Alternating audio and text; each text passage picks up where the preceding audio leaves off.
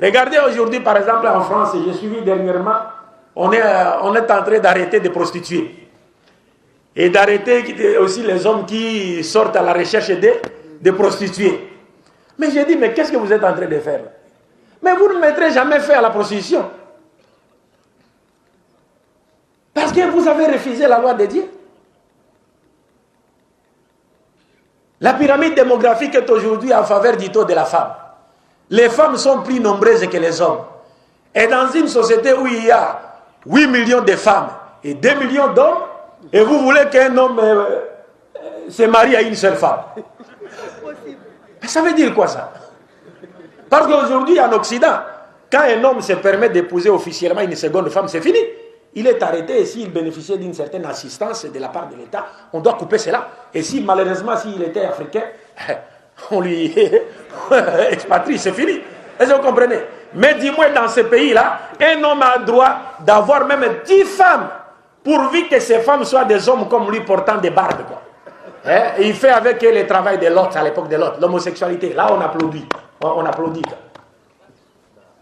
Mais quand il prend une femme naturelle, une seconde, non, pourquoi ça? Est-ce que vous comprenez? Et aujourd'hui, on commence maintenant à arrêter les prostituées. Mais vous ne ferez rien.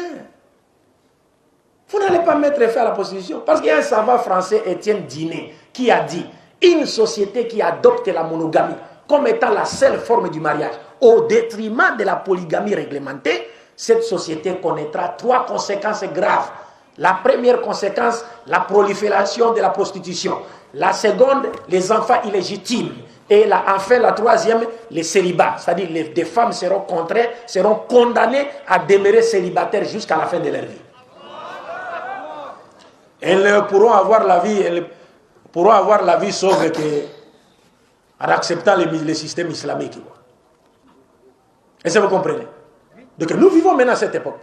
Pourtant, même dans la Bible, Ésaïe chapitre 4, verset 1, Dieu dit, il arrivera un moment où 7 femmes s'attacheront à un seul homme et lui diront, nous nous vêtirons nous-mêmes, nous allons nous nourrir nous-mêmes, fais-nous seulement porter ton nom pour enlever notre honte.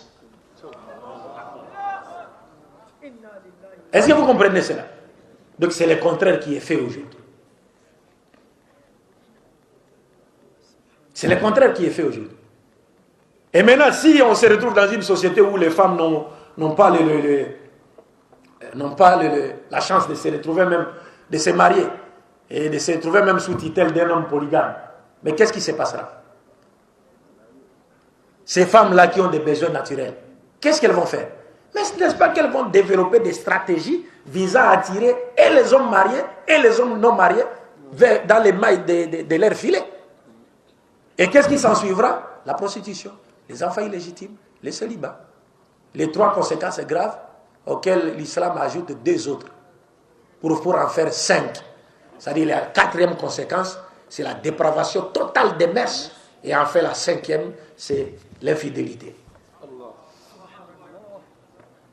Est-ce que vous comprenez?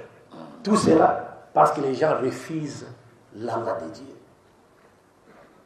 Est-ce que vous comprenez?